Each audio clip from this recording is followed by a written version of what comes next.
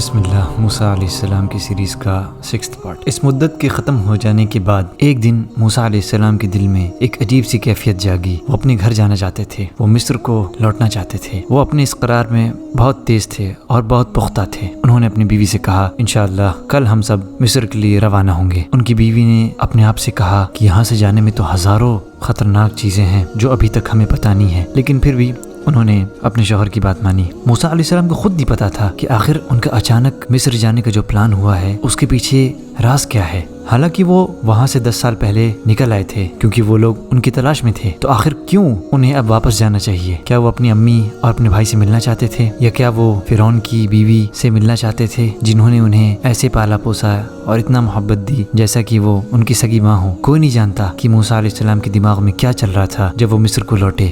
ہم سب یہی جانتے ہیں کہ وہ اللہ کے بتائے ہوئے حکم کو چپ چاپ مان رہے تھے، اور اسی وجہ سے انہوں نے یہ فیصلہ لیا۔ موسیٰ علیہ السلام اپنی فیملی کے ساتھ مدین چھوڑ کر مصر کی طرف چل پڑے اور وہ ریگستان پہ سفر کر رہے تھے، یہاں تک کہ وہ ایک پہاڑ جس کا نام تھا سینائی اس کے پاس پہنچے۔ وہاں جب وہ پہنچے تو انہیں احساس ہوا کہ وہ تو اپنا راستہ بھٹک گئے ہیں۔ انہوں نے اللہ سے مدد مانگی اور پھر انہیں صحیح راستہ پتہ چل گیا۔ پھر رات کے وقت وہ ایک پہاڑ کے پاس پہنچے جس کا نام طور تھا۔ موسیٰ علیہ السلام نے کچھ دور پہ ایک آگ دیکھی، پھر انہوں نے کہا میں اس میں سے کچھ آگ لے کے آ جاتا ہوں تاکہ وہ آگ ہمیں گرمی دے۔ جیسے ہی وہ آگ کے قریب پہنچے انہوں نے ایک آواز سنی، اور اس آواز نے کہا، اے موسیٰ، میں اللہ ہوں، اس پورے کائنات کا رب۔ موسیٰ علیہ السلام بہت حیران ہوئے اور اپنے چاروں طرف دیکھنے لگے۔ انہوں نے پھر اس آواز کو سنا کہ اے موسیٰ، تمہارے دائیں ہاتھ میں کیا ہے؟ کانپتے ہوئے موسیٰ علیہ السلام نے جواب دیا، یہ میری چھڑی ہے جس پہ میں ٹیک لگاتا ہوں اور جس سے میں اپنی بھیڑوں کے لیے پتے توڑتا ہوں، اور اس کے علاوہ میں اور کام بھی کرتا ہوں۔ یہ سوال ان سے اس لیے پوچھا گیا تاکہ موسیٰ علیہ السلام کا دھیان پورے طریقے سے اس چھڑی کی طرف جائے اور وہ اس بات کے لیے تیار رہیں جو معجزہ ابھی پیش ہونے کو تھا۔ یہ تھی شروعات موسیٰ علیہ السلام کی نبوت کی۔ پھر اسی آواز نے کہا، اپنی اس چھڑی کو پھینک دو۔ انہوں نے فوراً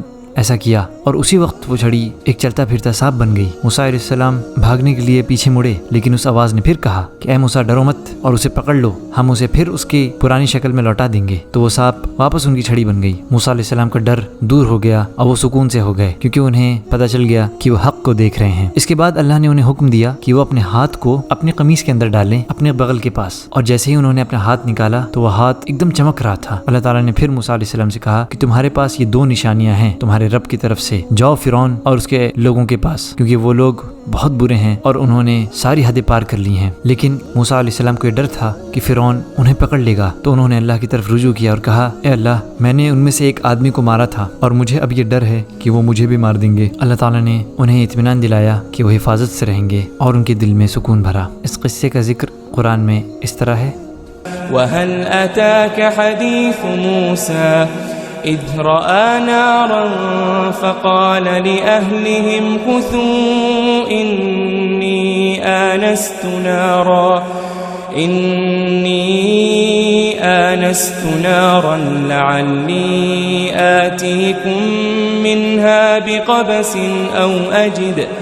أَوْ أَجِدُ عَلَى النَّارِ هُدًى فلما أتاها نودي يا موسى إني أنا ربك فاخلع نعليك إنك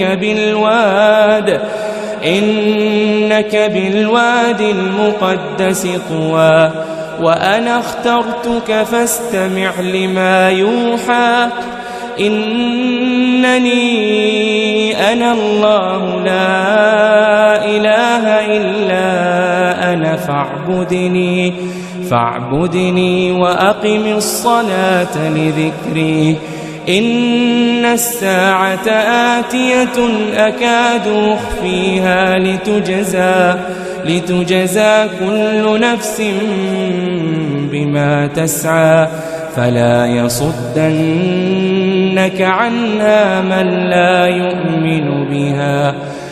لا يؤمن بها واتبع هواه فتردى وما تلك بيمينك يا موسى قال هي عصاي أتوكأ عليها وأهش بها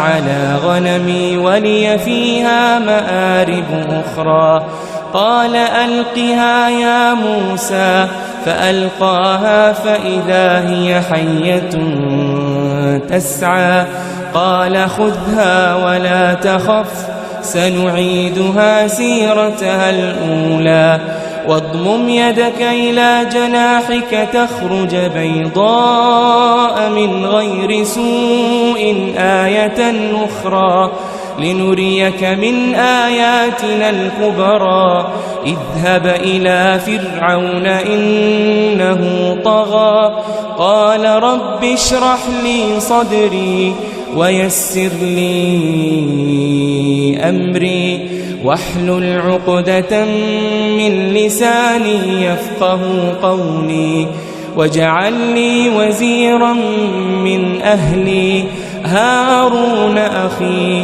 أشدد به أزري وأشركه في أمري كي نسبحك كثيرا ونذكرك كثيرا إنك كنت بنا بصيرا قال قد أوتيت سؤلك يا موسى ولقد مننا عليك مرة أخرى إذ أوحينا إلى أمك ما يوحى أن اقذفيه في التابوت فاقذفيه في اليم فليلقه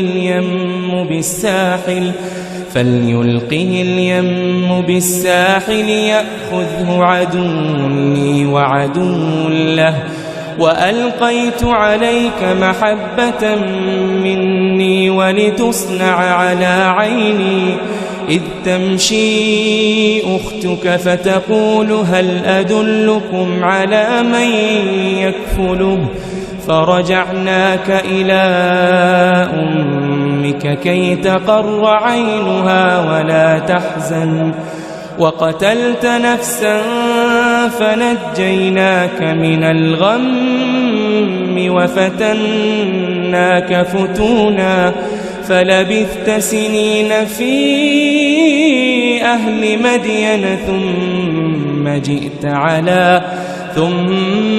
جئت على قدري يا موسى واصطنعتك لنفسي اذهب أنت وأخوك بآياتي ولا تنيا في ذكري اذهبا إلى فرعون إنه طغى فقولا له قولا لينا لعله يتذكر أو يخشى قالا ربنا إننا نخاف أن يفرط علينا أو أن يطغى قال لا تخافا إنني معكما أسمع وأرى قال لا تخافا إنني معكما أسمع وأرى فأتياه فقولا إنا رسولا ربك فأرسل معنا بني إسرائيل ولا تعذبهم قد جئناك بآية من ربك والسلام على من اتبع الهدى إنا قد أوحي إلينا أن العذاب على من كذب وتولى. امید ہے آپ کو یہ پیاری تلاوت پسند آئی ہوگی. انشاءاللہ اگلے پارٹ کے لیے چینل سے جڑے رہیں. جزاکم اللہ خیرہ. السلام علیکم ورحمۃ اللہ وبرکاتہ.